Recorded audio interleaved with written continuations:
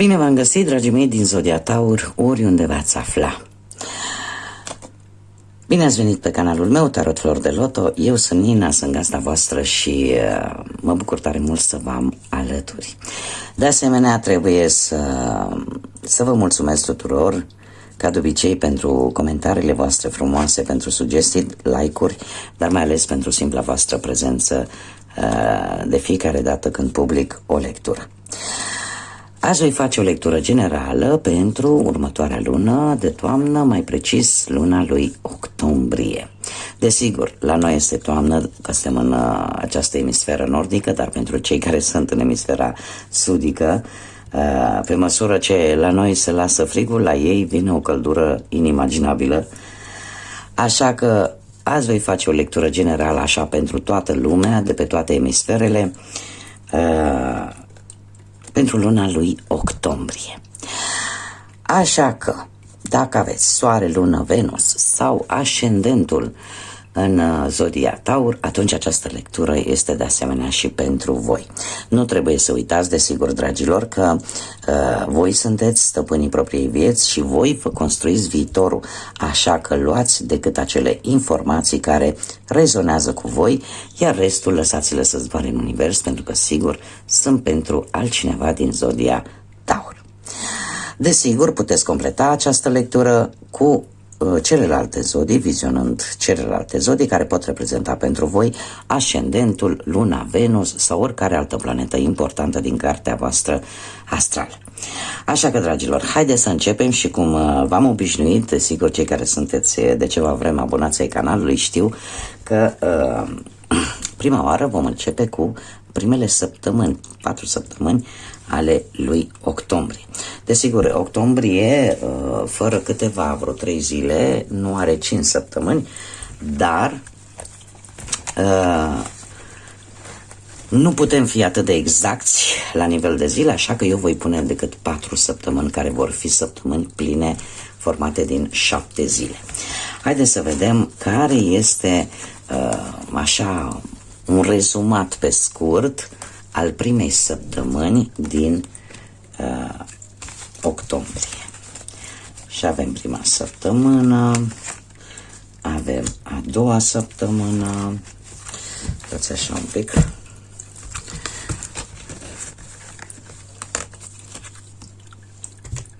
a treia săptămână și încă o carte, sunt 200 de cărți aici și tocmai de aceea le țin într-un săculeț ca să se poată amesteca.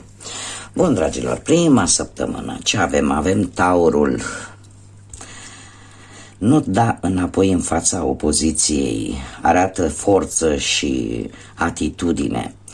Se pare că ceva va fi contra ta în prima săptămână din octombrie, nu știu, vreo situație în care să te simți un pic așa pus la zid sau o încercare de a te pune la zid, dar menține-te pe poziții și nu renunța, pentru că nu ești un taur și cumva această carte te reprezintă, da? Deci nu te lăsa și nu da un pas înapoi într-o anumită situație care poate apărea în prima săptămână din octombrie și care va încerca așa să te pună un pic între cam la perete, așa, cam la zid. Dar arată-le că ești puternic, arată-le că ai atitudine și vei reuși. În a doua săptămână avem Oul.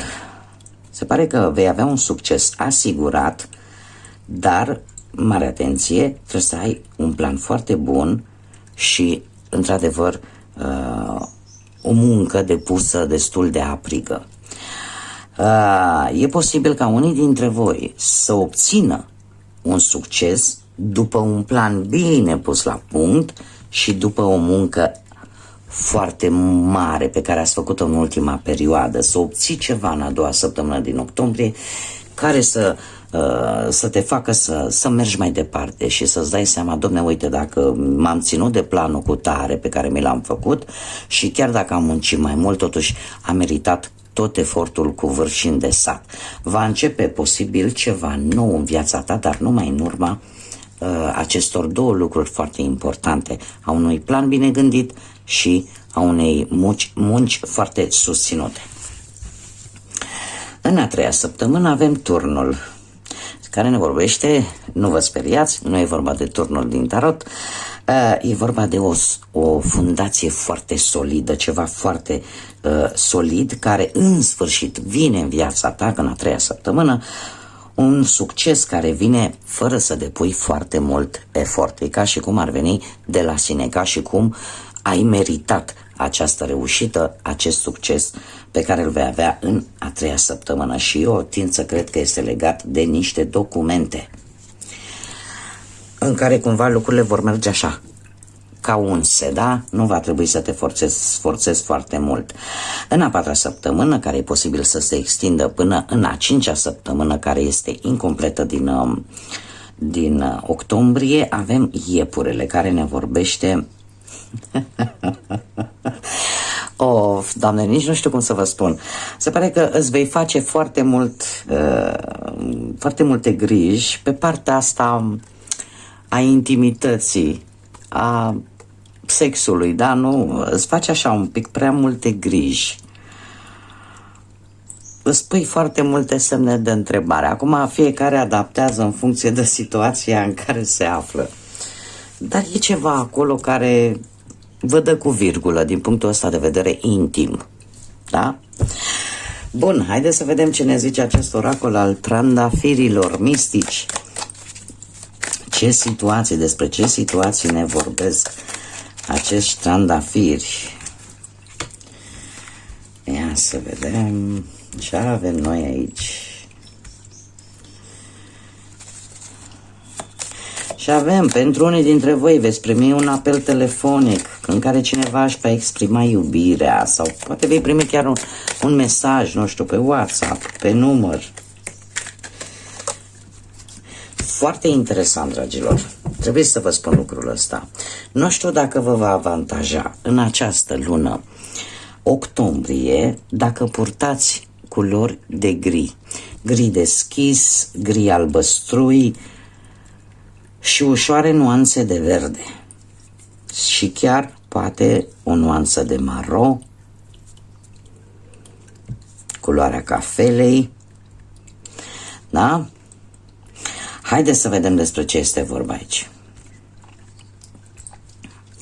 Dragilor, unii dintre voi de-a lungul lunii lui octombrie, da? Nu ne specifică dacă e la început, la mijloc sau la sfârșit, de-a lungul lunii lui octombrie. Cineva încearcă să-și exprime dragostea, poate prin mesaje, poate prin te sună, da, vocal, sau chiar poate să-ți lase mesaje atât scrise cât și vocale. Sau caută informații vis-a-vis de tine. Se pare că este cineva care dispune de bănuți. Da? E o persoană posibil binecuvântată din punctul ăsta de vedere și care e posibil să vă invite chiar să, nu știu, să luați o cafea, să stați de vorbă, să savurați așa un moment în doi. Totuși, voi aveți o teamă. O teamă vis-a-vis de partea asta intimă, care mi-apare și aici, mi-apare și aici. Adică o teamă de a rămâne singur poate cu această persoană și de a avea poate o anumită relație intimă cu această persoană.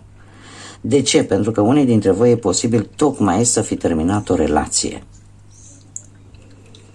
Tocmai să fi terminat o relație și să fostul vostru sau fosta voastră să fi încercat din nou să-i mai acordați o șansă, lucru pe care se pare că l-ați refuzat. Dar mare grijă că până nu veți pune limite acestei persoane,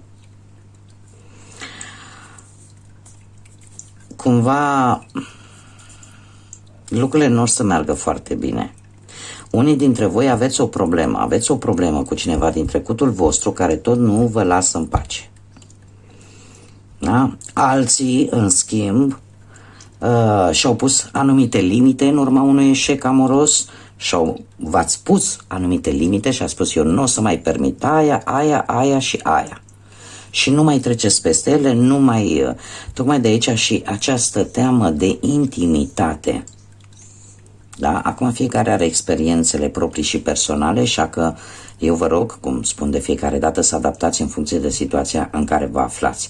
Ce văd eu aici? Că dacă nu vorbim de dragoste, vorbim de o situație în care vei alerga destul de mult în această lună, tocmai pentru a crește, pentru a te transforma și într-adevăr vei fi foarte dură în momentul în care vei pune limite unor persoane pe care tu nu vrei să mai accepti anumite lucruri de la ele. Da, și ai zis gata, până aici nu o să vă mai permit să faceți rău, nu o să vă mai permit să-mi vorbiți așa, nu o să vă mai permit să-mi faceți cu tare lucru, da? De ce? Pentru că sunteți într-o permanentă creștere și transformare, da? Și sunteți conștienți că dacă cineva v-a înșelat încrederea, exact ca și cum mai spune, ce e mort, mort rămâne. Deci nu vreți sub nicio formă să mai dați șanse celor care v-au rănit. Așa că aveți o binecuvântare unui dintre voi în această lună vis-a-vis de ceva bănuți. Simțiți că veți crește din punct de vedere energetic, da? Aveți o vibrație destul de... Începeți încet să vă ridicați vibrația și unii dintre voi chiar pot construi o prietenie frumoasă. Încă un lucru care ar mai fi de spus vis-a-vis de aceste cărți, și anume că ar trebui să obțineți anumite informații care e posibil să vă fie necesare în rezolvarea unei situații, gândindu-vă foarte mult la voi. Și este o lună, aș spune, care per general vă veți gândi mai mult la voi, adică vă veți prioritiza voi pe voi. Dar există o situație în care va trebui să vă informați un pic mai mult, să săpați un pic mai mult vis-a-vis de o anumită problemă sau o anumită situație. Da? Sunteți foarte puternici, dragilor, în această lună octombrie. Haideți să vedem ce ne spune și tarotul. Este foarte interesant. E ca și cum n-ar vrea să se... Mai încerc o dată. Dacă s-a auzit un cățel, este cățelușul meu, care mai are și el un cuvânt de spus câteodată.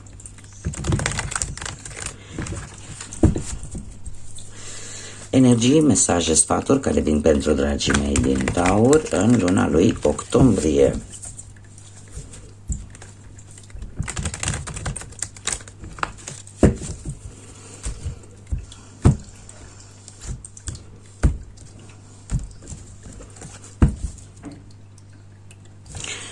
Stați așa. Ca și cum aș fi primit un mesaj. E o carte care mi-a scăpat din prima. Aceasta e.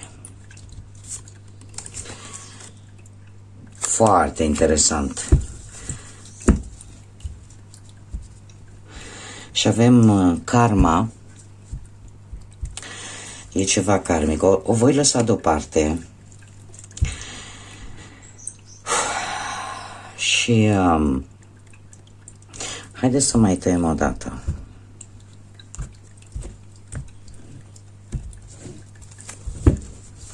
E ca și cum aș fi primit un impuls, un mesaj care îmi spunea scoate cartea asta, este importantă, și am scos-o. Și acum haideți să vedem. Deci o deslușim la urmă. Avem un 9 de bâte, avem arcanul major moartea, avem moderația, o regină de spade, 2, 4, haideți 5, de obicei normal trebuie să scot decât 4, da? Dacă am scot 5, atunci le lăsăm. Iar care este aliatul vostru în această lună? Avem un as de bâte. Bun, dragilor, haideți să o luăm cu începutul. Situația actuală cu 9 de bâte. Dragilor, sunteți super obosiți. Parcă ați luptat cu morile de vânt. Vă resimțiți din punct de vedere posibil fizic Dar nu vă lăsați, nu vreți să vă lăsați sub nicio formă, e ca și cum ai spune, am muncit atât, am ridicat atât, sunt la ultimul par pe care trebuie să-l pun și nu o să las pe nimeni să mă doboare. Odată cu toată această oboseală, cu toate aceste răni care poate au venit de-a lungul timpului, sunteți hotărâți și foarte determinați să vă duceți la bun sfârșit un proiect, un plan și să nu lăsați pe nimeni să vă doboare.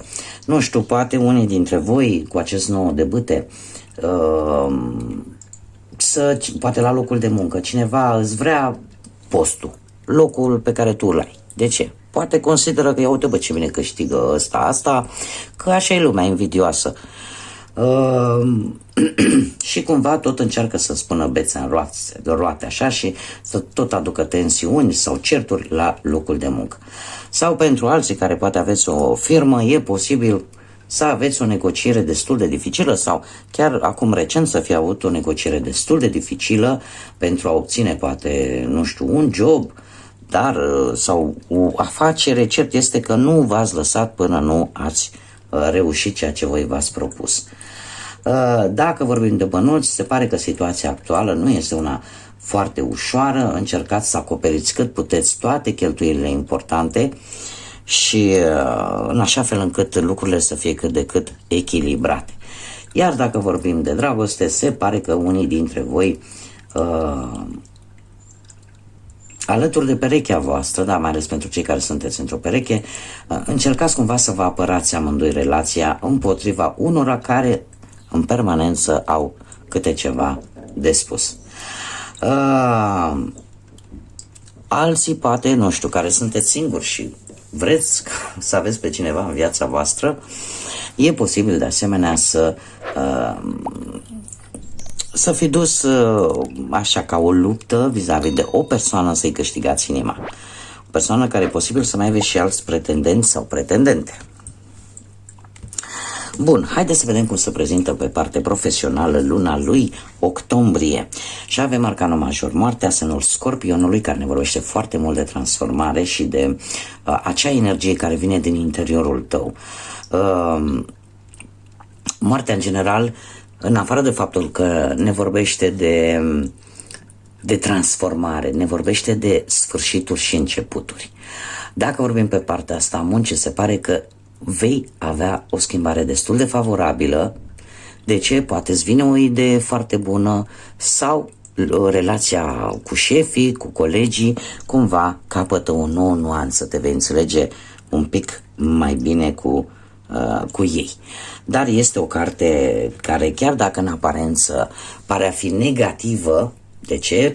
Nu vorbește de un sfârșit, nu, dar de un sfârșit care ție nu-ți mai folosea pentru a avea un început cât mai bun, cât mai promițător și cât mai liniștit.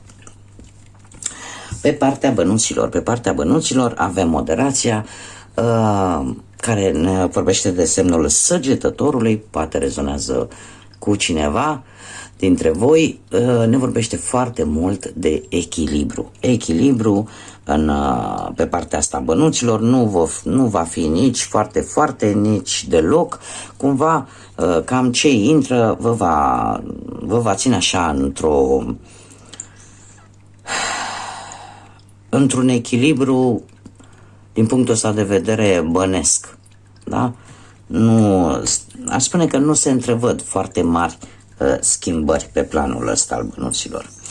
În schimb, pe partea asta dragostei, și tocmai pentru că avem două cărți, dragilor, nu știu dacă aveți implicarea unor zodii de aer, Gemen, Balanță sau Vărsător. Avem o regină de spade. Pentru unii dintre voi, cu acest as de cupe, aș spune că e posibil să caute noi începuturi în alte părți.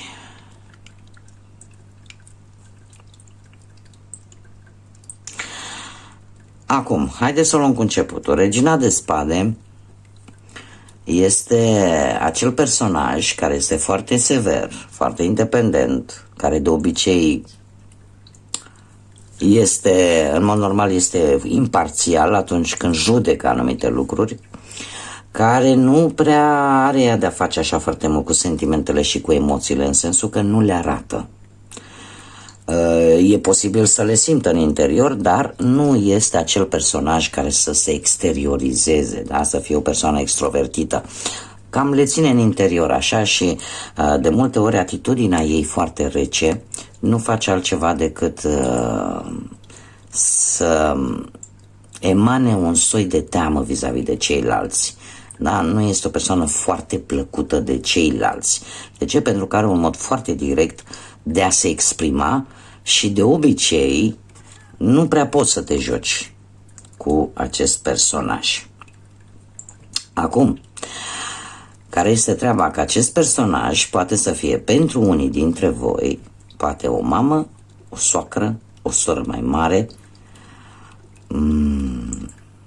poate o cumnată mai mare la de vârstă ca voi, da? Sau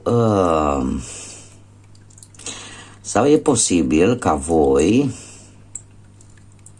nu știu, această persoană, ca să fiu cât mai scurtă posibil, această persoană poate influența în bine sau în rău relația unora dintre voi.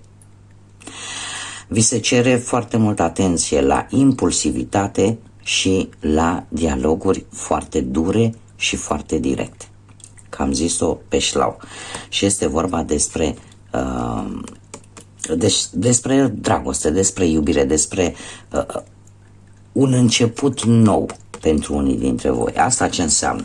E posibil ca unii dintre voi care sunteți singuri, nu știu, să vă găsiți pe cineva și să vină mama, să vină sora, să vină sau soacra, viitoarea soacră sau oricare altcineva din familia voastră, în speță, mai ales pe parte feminină, pe parte maternă. Dar desigur poate să fie, cum e o lectură generală, se poate adapta și poate să fie și pe parte masculină, dar în general avem pe parte maternă, această persoană poate să nu fie de acord cu această relație a voastră sau, dimpotrivă, să o ajute. Asta vreau să spun, că nu este o carte care să-mi spune exact dacă e împotrivă sau e pentru. Asta o veți adapta voi în funcție de situația fiecăruia. Dacă vorbim de cei care sunteți singuri, că era să uit, ar trebui să încercați să scoateți acele sentimente pe care le țineți în interiorul vostru. Să încercați să nu vă mai comportați asemenea unei regine de spade care, în general, nu înseamnă că nu are sentimente. Are sentimente.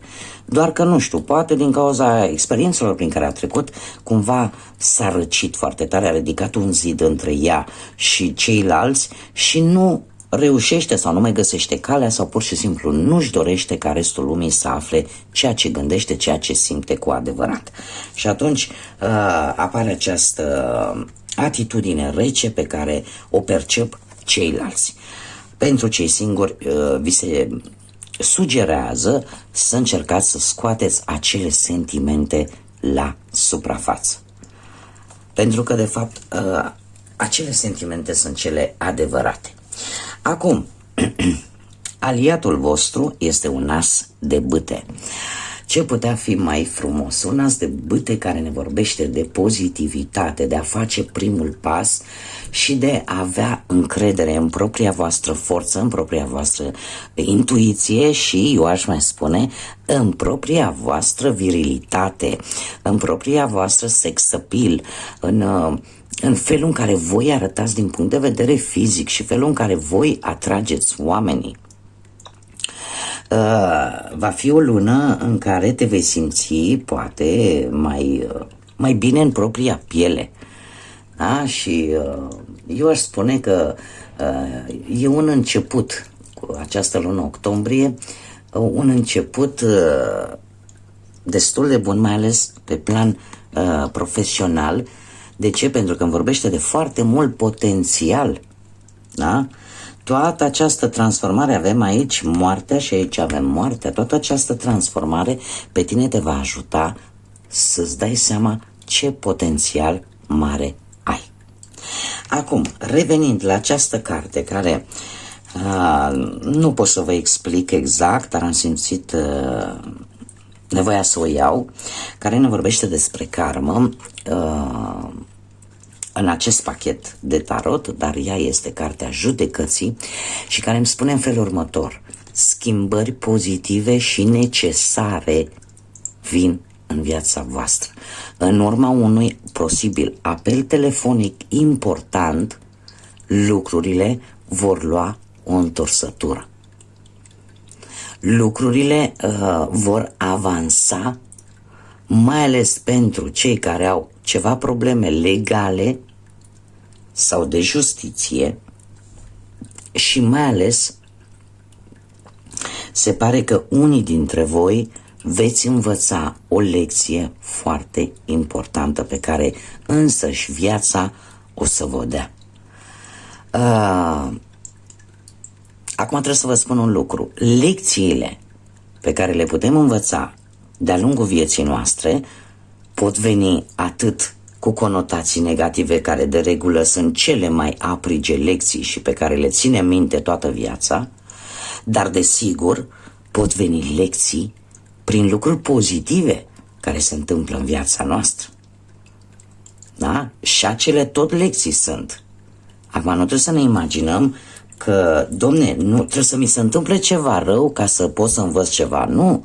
Putem învăța și din lucruri pozitive care vin în viața noastră, nu numai din cele negative. E adevărat că cele negative sunt, prin duritatea lor, ne fac să le ținem minte toată viața și cum să spun eu, ne obligă practic să schimbăm ceva la noi și să învățăm. Da? Să învățăm lucruri importante. Dar, cum am mai spus, sunt și lucruri pozitive. Întâmplări pozitive care să ne învețe câte ceva. Așa că, dragilor, lucruri pozitive vor veni, sunt necesare. E posibil ca unii dintre voi să fie nevoie, cum bine am văzut aici, să iertați pe cineva, sau poate chiar pe voi.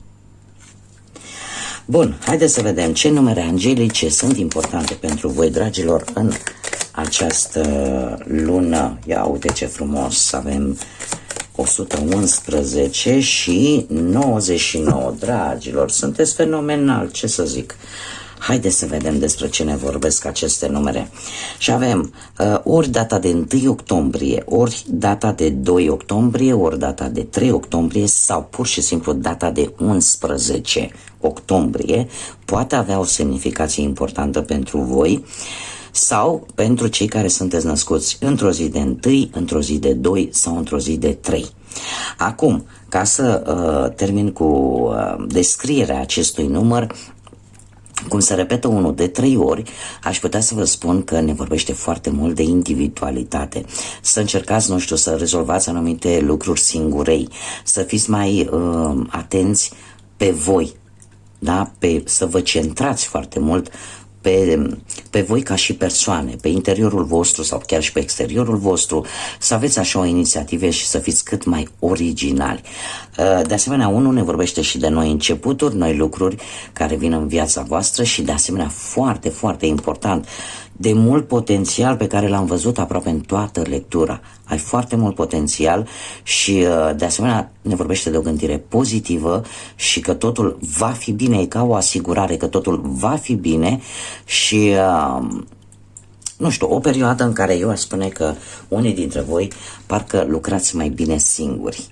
Da? Parcă nu prea vă doriți așa multă lume pe lângă voi. E o perioadă de asta în care simțiți nevoia să vă faceți treaba singurei acolo și fără prea multă bătaie de cap cu alții. Acum, ce ne spun îngerii? Da? Și ne spun așa: îngerii sunt pregătiți să te ajute din toate punctele de vedere în efortul pe care tu îl faci să ai acea viață pe care ți-o dorești. Da? E un mesaj destul de clar în care poate unii dintre voi chiar ați cerut divinității, universului, cui vreți voi, în ce credință aveți voi fiecare, ați cerut un sprijin, ceva. Și atunci, cumva, universul, divinitatea a spus: da, suntem pregătiți să te ajutăm pentru că am văzut cât efort depui și cumva meriți să ai viața pe care tu ți-o dorești. Bineînțeles, avem numărul 99, de 2 ori se repetă cifra 9, asta înseamnă o zi de 9 sau o zi de 18, unde ni se spune că e ora să realizezi acea misiune a sufletului în viața ta. Ai un plan superior în această viață care este doar al tău și pe care tu va trebui să-l îndeplinești. Așa că dă drumul adevăratei tale puteri. Lasă adevăratul tău potențial, nu știu, de la începutul lecturii mi se tot repetă acest lucru. Dă drumul pentru că ai abilități speciale, ai o putere interioară. E momentul să-i dai drumul, să o scoți la suprafață. Chiar și această carte spune, scoate la suprafață ce ai în interiorul tău, pentru că ăla te reprezintă pe tine, da? Ca și ser uman. Și aici îmi spune, sunt curajos, sunt curajoasă. Acum, persoane născute într-o zi de 9, persoane născute într-o zi de 18 și haideți să vedem ce inițiale de nume, prenume, porecle sau pseudonim de persoane cu care voi puteți interactua de-a lungul lunii lui octombrie. Haideți să vedem. Și avem litera G, litera U, litera D,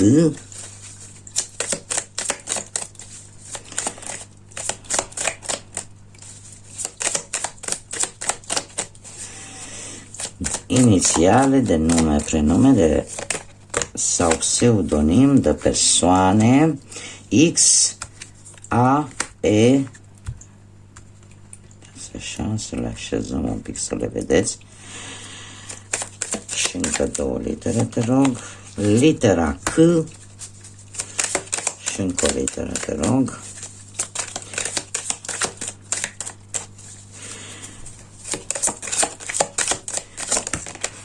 Și litera I. Bun, dragilor. Deci, inițiale de nume, prenume, pseudonim sau porecle de persoane cu care voi veți avea așa un contact mai special în această lună octombrie sau care vor avea ceva important. Sunt importante cumva în viața voastră în această lună a lui octombrie. Bun, dragilor, aceasta a fost lectura. Eu vă mulțumesc ca de obicei pentru atenție. Pentru cei care încă nu s-au abonat, îi aștept cu mare drag să o facă. Nu uitați de un comentariu, nu uitați de like-uri. Vă doresc să aveți un octombrie cât mai liniștit. Lăsați energia să crească, alungați orice negativ din viața voastră, lăsați ca lucrurile pozitive să ajungă la voi, pentru că puteți și dorindu-vă tot pâinele din lume și multă energie pozitivă, până data viitoare când ne vom revedea, să fiți iubiți, dragilor!